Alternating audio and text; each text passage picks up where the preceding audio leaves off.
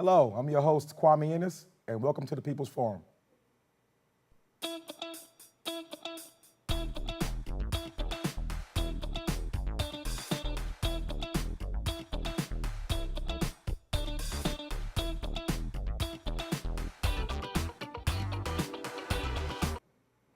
Hello, America. Welcome back. I have an exciting guest for you tonight. His name is Shawn D. Rochester. He's the author of The Black Tax. How are you, Shawn? I'm doing great. It's great to be here with you. This has been a roller coaster ride the last few weeks. The first time I actually watched your presentation on Google, watched some of the subsequent interviews, and then ordered the book, read it. I've been floored. I can't even explain what it's done to my life. These are one of the things, when I was 12 years old, I read Malcolm X's autobiography, changed my life, named my daughter after his daughter. These are one of those books or things in your life where you say, wow, this is life-changing. You know, this has done something to me. My 75-year-old mother is now a fan of Shawn Rochester. Thank you very much. Yeah. I'm honored, I'm humbled by that. And it's part of the reaction that I want us all to have. Right? It's to understand the history, the impact, and to understand, most importantly. Okay. Without any further ado, and I hope I'm not going to be too anxious, but I want everybody to know who you are. Who's Shawn D. Rochester? Where did this phenomenon start? Where were you born? So I was born in Barbados. So I'm originally from Barbados. I came up here when I was like, 5.5. Stayed in Brooklyn for a couple years, moved to Queens for a number of years after that. And then after elementary school, went back to Barbados. And that's really, I got my formal education there. Okay. And for those who don't know, Barbados, like many other places, British system, Yeah. A-levels, O-levels? Yep. Okay. Yep. So it was a real gift to go back there, to be a part of that education system and the level of requirements that they had. Because I did public school here in New York City. I was just like the typical kid, right? Typical kid, which is behind. But going there and being put into a school that I could have actually never tested into, and having to rise to a level of excellence, absolutely. And to be around, amazing black teachers and super smart people. So, question, your experience as a public school kid, myself as well, PS 28, what was that like? Did you have a cognizant thought that you weren't getting what you needed, or how'd that work? No, I mean, for one of the biggest things I remember, like when I was at elementary school, I didn't really do homework, right? And it wasn't a rebellious kind of thing. My friends didn't really do homework, right? And we went out, we had a good time, we played, right? A lot of sports and different things. Were you a reader? By chance? Comics or I wasn't really a reader. I was always curious, but I wasn't really a reader. It wasn't until I went back to Barbados, and I got put into Combermere School there, which is an amazing school. It's over 300 years old. And I could have never tested in there.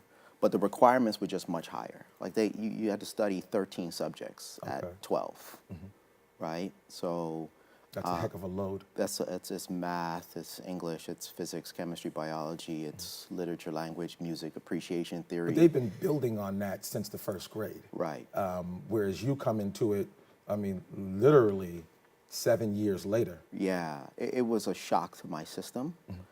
Like, music to me was what I heard on the radio. It wasn't notes, and it wasn't the Italian that describes what you're supposed to do, or the Latin, right? So it took an adjustment. But what was different there is it's just about whether you work hard or not. It's not a perception of your ability. Like, you can't do it. It's like, if you work hard, you're able to do whatever. And you don't get credit for showing up. You don't get partial credit. They list everybody and categorize, like, you know where you stand in every subject in every class. And it took me a year of a lot of pain to really adjust and then to start to thrive. Okay, okay. How did your family take this? Me going back there? Yeah, because you have a younger brother or older brother? Older brother. Older brother? Yeah. Did he go as well, or? No, he stayed here. For me, for the family, there was no plan to this. Like, this is a super important thing in my life, going there. like divine intervention is how I see it. But there was no plan to it. I just used to spend summers in Barbados. I liked it. You know, in the city, things can get out of control real quick, right? Even if you're not like super in the middle of craziness, it can still meet you. I just liked being there. It was just calm, it was tranquil, so on and so forth. And I just said, hey, can I stay here? And I was just staying with my mom's sister. Auntie, right? exactly. My Aunt Barbara. So it wasn't like, it was like, okay. But that's often a great feeling. I mean, I have a similar recollection of going to an island in the summer, and you know, you couldn't wait until June 26th, you know, so you could get on the plane and go, and then your cousins are all there. Like you said, not the same environment as New York. You know, it's, you know, kick your shoes off and go out in the yard, and nobody, you don't need a key. Somebody's always home. You know what I mean? Like, there's lots of work to do because we grew our own stuff. But there's a lot of discipline in the islands as well. There's no doubt.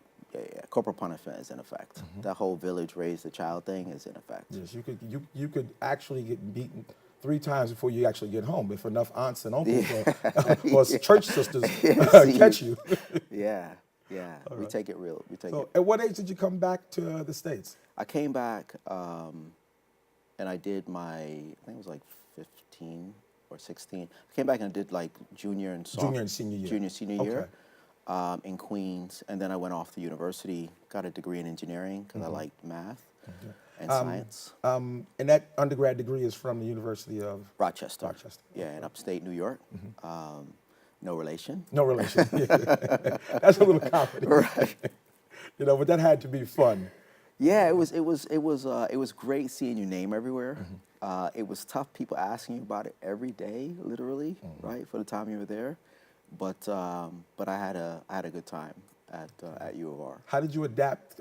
Kids spending the last 5 years in the Caribbean comes to New York, and not only New York but upstate New York. How did you deal with the weather, that immediate change? Yeah, the weather wasn't very much of a problem. My adjustment happened in high school. That was the hard part, right? Because I left in one era and came back in another era. So the language was different, the pounds were different, like everything was different. You probably had a little more of an accent. Right, yeah. Nobody understood what I was saying, right? That made it really hard because I was funny, but if it doesn't translate, then it doesn't translate. But by the time I got to U of R, I was used to the weather. The U of R was also a little more refreshing because you didn't run into a lot of challenges that you run into when you're in the city. I want to say something about your education in Barbados because my father, who had a similar story, born in St. Croix, goes to his elementary schooling in St. Croix under a great educator named Mr. Emmanuel. He and his wife, husband, wife, principal, teacher. That's it. All of the kids in that area of the island, one-room schoolhouse. When he gets to America, or to mainland America, that is, and he takes the tests for the specialized high schools, he gets into Stuyvesant. And they're wondering how this kid, who just got here recently, can actually test into one of the 4 specialized high schools in New York at that time. So it's like speaks well to. Yeah, the education the education system there is phenomenal. When I came here, they put me in remedial classes because that tends to be like what they do with kids who are coming up from the Caribbean. I think there's some. You can almost lose a year sometimes. They almost put you back a year. Very easy. I think I don't know what drives that other than bias or some kind of crazy thinking, but they did that. And what happened is those teachers came forward and they said, listen, I don't think this guy is supposed to be here, right? And then they said, well, and then they did their caucus, and then they said, well, we're going to put you in these honors program. And I was like, well, what is that? 'Cause we don't use that kind of language. And they said, well, it's for students who have 90 average. My heart almost fell out of my chest, right? Because I was like across all subjects, they have a 90? And they were like, yeah, it's for those people. And I wanted to say, should I tell them that's not me? See, like in Barbados, there's no curve. You don't get credit for showing up. You don't get credit for participation, none of that. 50% is passing. You could be in the low 70s and be #1 in your class. The work is Rigor. Very difficult. So the 90-plus students like the white whale. I mean, you heard of it, but you never But you haven't seen it. right? Yeah. So, but then, I kind of went into the classes and I realized it was just very doable. It was like you show up. But you had done the work. Yeah. You'd put in the work, you'd put in the time, Yeah. and at the end of it was a reward. Yeah, absolutely. So after undergraduate, you graduate, you're an engineer, which by all accounts, phenomenal achievement. A chemical engineer at that. Yeah. It was, Chemie is one of arguably the most difficult undergraduate engineering I've field. walked past the building many a day. Yeah. I haven't went in, but I've walked past that building. And I always liked science and math. And, one of the great things about it is it allowed you to, one of the things I liked about it was so many things went through the manufacturing process, and if you knew how to make things better, you could have less negative impact. So I thought it could be very, very useful. The other thing was engineers are like problem solvers. They're always figuring out how stuff works and the most efficient way to do things. And I like that a lot. But I was also very, very engaged when I was in school as, part of fraternity, part of the Black Students Union, and very engaged in the National Society of Black Engineers, and trying to make impact in our community at all points. Okay. And then coming out of that, I wanted to do some engineering. Right? If you work that hard, 50% of chemical engineers at the time didn't do any chemical engineering. They would go off and do all kinds of things. They had that some basis, mindset, which is great. But I wanted to do some engineering. You mentioned college, you said other activities, Black Student Union fraternities. Which fraternities? So I'm a member of Alpha Phi Alpha Fraternity Incorporated. Okay. My uncle, the first member of my mother's family to go to college, went to Savannah State. This is pre-Vietnam, and he actually is a member of Alpha Phi Alpha. Nice. So that was the first person that my family had ever heard of even joining something called a fraternity. Everybody went to the military. So it's amazing. And then you said, so chemical engineering, and you're working in which fields after that? So I went and worked actually at a company called International Paper. So I was in the paper industry, and I was doing process engineering. And it was really interesting. Like when I started, I wanted to go someplace where there was a lot of challenges, and it would give young people lots of responsibilities quickly. Like I didn't want to wait to tackle things, right? And they had a huge amount of challenges. Like my first job, they were like, look, we have built this recycle plant. We thought it was going to work out well. It didn't work out well. That's going to be shut down in October. Okay. And it's going to be effluent coming back. And that's going to screw up our process. And your job is to fix it. And if you don't, it's going to cost us $1 million a year. Okay. And you have to October to do it. Wow. Until October. So they immediately trial by fire. They put your feet right in there. With lots of support, but it was the kind of thing I was looking for, right? You could dive in, you could figure it out, and you could do your best to solution it. And I did, right? Wow. Yeah. Wow. Okay, we're about to take a station break, but when we come back, we're going to get into your postgraduate experiences in the professional world. Yep.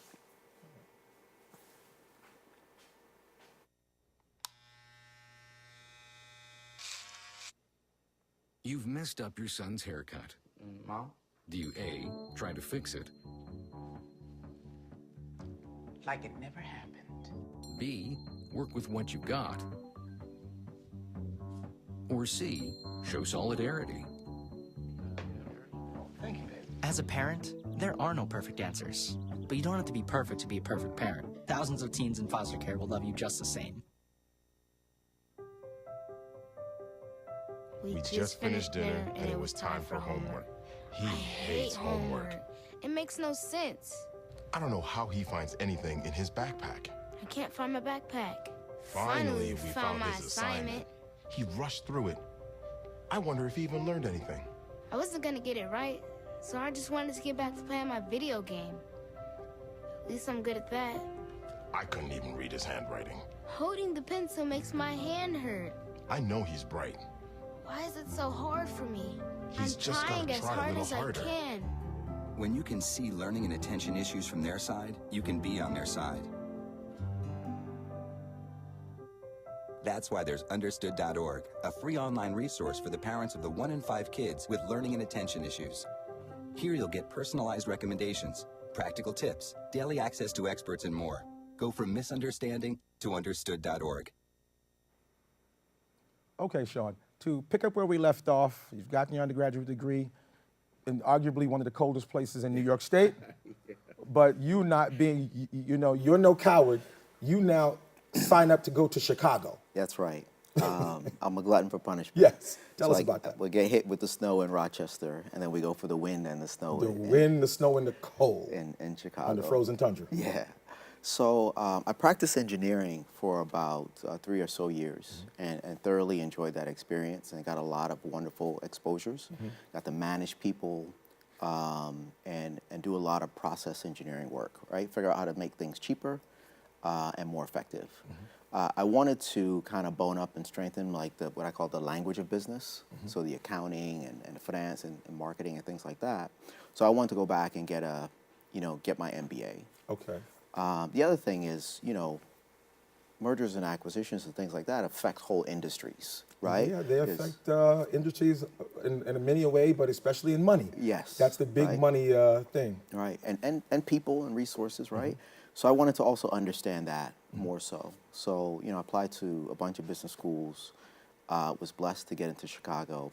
It was Which is the #1 business school, most of the years. It's been ranked #1 for many, many, many years. The challenge was, I didn't know anyone who had gone to a top business school. So you don't have the person to lean on to help you figure out the puzzle. So that was a little bit of a challenge. And I got accepted to Chicago, which was terrific, right? Phenomenal. And I loved it. Some people get intimidated by business school and some of the more rigorous ones. Because I was a math and engineering person already. It's just math, you know what I mean? They're adding and subtracting. It's not that. It gets a lot worse, trust me, when you go deep into chemical engineering. So I enjoyed it, and I enjoyed my classmates and the professors and the way that they approach problems, right? And that we would be going through business cases, and a professor would ask, did anyone work on this? Because you could have the person who was at that company and on that project in the classroom. In the classroom. It was really a wonderful thing to behold. To be in the 1% of the 1%. Absolutely, right? And to understand how people think and how they partner, how we work together, and what people value. I also went there in the midst of the economic downturn from the 2000 area. Okay. Right? So you got the dot-com implosion. So you've got all kinds of, it was a very difficult time for a lot of MBA students. But I loved my experience at Chicago. I learned a ton. I think it reinforced my engineering training. I had I had a lot of great professors, but there was this one who would teach us about macroeconomics. And he would just give you a statement that was made by a chief economist at some big bank and say, with what we've covered in class, please examine this statement. And you had to know what it meant, what rules to apply, what framework to think through, so you can analyze it. And I love that. It wasn't a C-spot run kind of way of approaching problems. It was, how do you apply what you learned? So I enjoyed being there for the 2 years. Okay, all right. Can you tell us a little bit about your transition from the financial world into Good Steward LLC?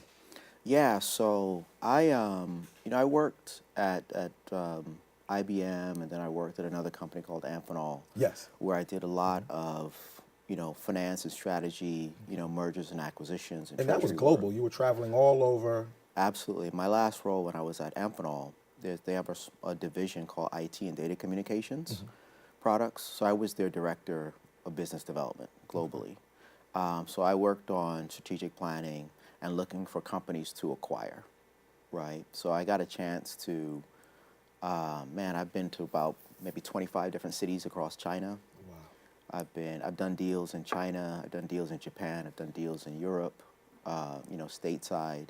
So it was a terrific experience. The challenge there was traveling a lot, right? Being away from home. Yeah, so I was away from home 70–80% of the time with a young family, and that becomes very difficult. And even when doing all that, I would always be very engaged, right? We were part of an organization called the Horde Foundation that provides scholarships to black students going off to college. So my wife was the chair of the scholarship committee and then became chair of the organization.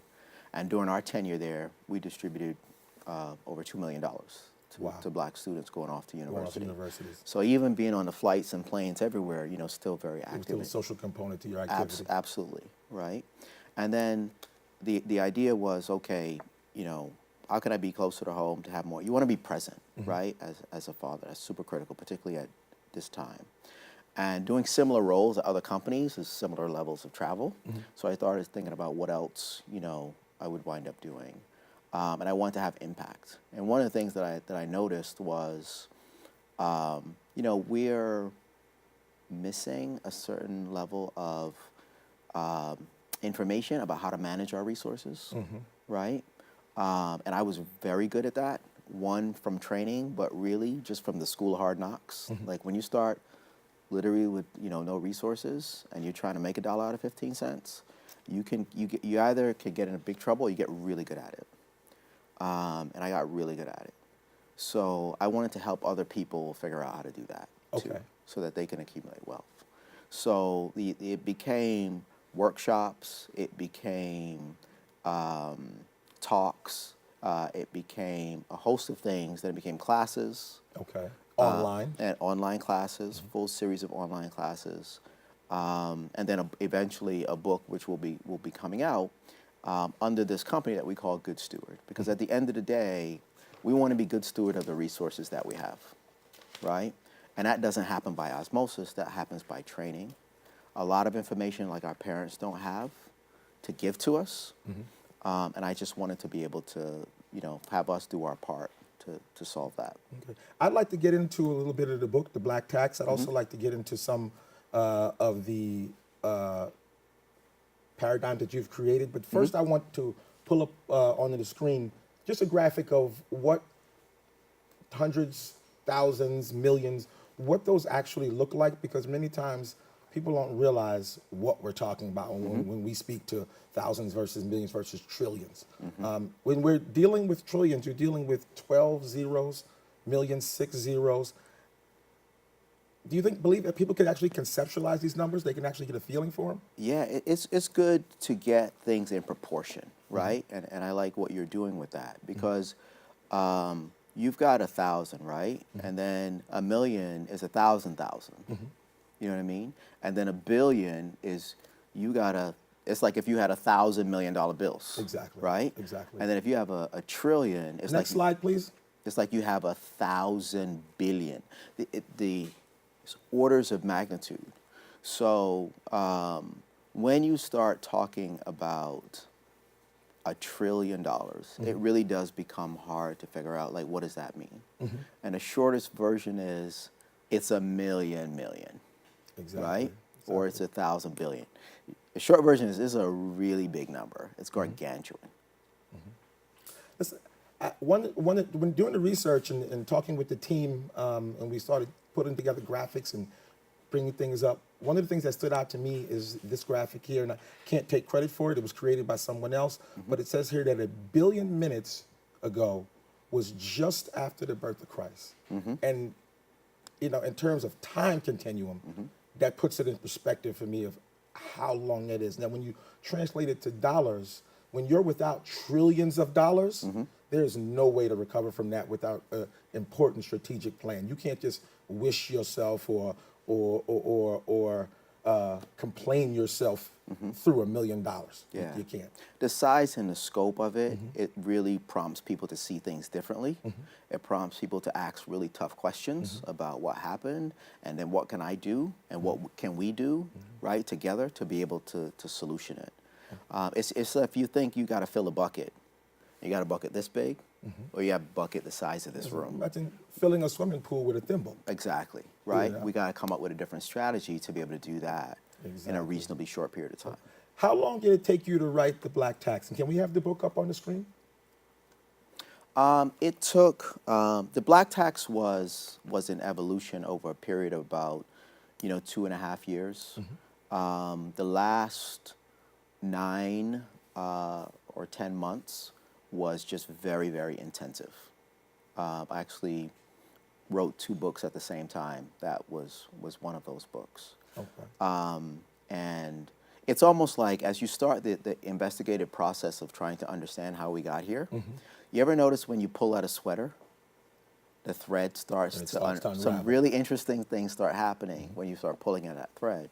So it was a terrific, humbling, and oftentimes harrowing kind of experience to learn all of this stuff. The numbers that you allude to, that you point out very concretely and specifically, are incredible. Next slide, please. There's some key markets that we as a people are underperforming in. The automotive market, housing, jobs, high-end careers, online banking and finance. And in your book, you segment out these markets and you point out exactly what's happening to us as a people, and translate that into real-time dollars. Yeah. Can you speak to that? Yeah. I'd also like to share about what the black tax is, go ahead. because what we're talking about is the black tax in each of those markets. And the black tax is the financial cost of discrimination against black people in America. Okay. Please, I don't want you guys to not hear that, the financial cost of discrimination here in America, because we march about it, we boycott, we do a lot of different things, but we actually don't have our fingers on what that cost actually is and what can be done about it. So as you just said, we normally speak about it in terms of the injustice, emotionally, or the morality standpoint. But I want to talk about it from what's the cost, and more importantly, what does research say those costs are, right? Because if there's a cost, then it affects cash flow, it affects assets, it affects ownership, it affects legacy, right? And we're all about leaving a legacy for our children and their children. So, and then the issue becomes, well, what's driving that? And what's driving that is there's a high level of bias in America against black people, anti-black bias. And there's 2 kinds of it. There's the explicit, what we know, and what we're doing intentionally. Then there's the implicit, the subconscious version, which is what we're not doing, what we don't know. Either way, there's a cost. There's something going on. There is a cost. Now, we have to pay homage to, some people are doing things intentionally, right? Many people are not, but there's still a cost. And then the issue is, well, what are those bias levels? And even if you looked at it from like the subconscious perspective, Harvard's done a lot of work on that. But I hate to cut you off at this point, Sure. but these shows move very, very quickly. We're going to love to bring you back for a second and a third to this series. So I'm getting signaled I have to go. But once again, thank you very, very, very much. We appreciate all your effort, all your research, and it's a gift to be able to read this book and then pass it on to somebody else. Thank you. Shawn D. Rochester, thank you very much. I appreciate you. Thank you very much. I appreciate being on your show. People's Forum, thank you very much. Please catch us again. My name is Kwame Ennis. I'm the host. And thank you very much.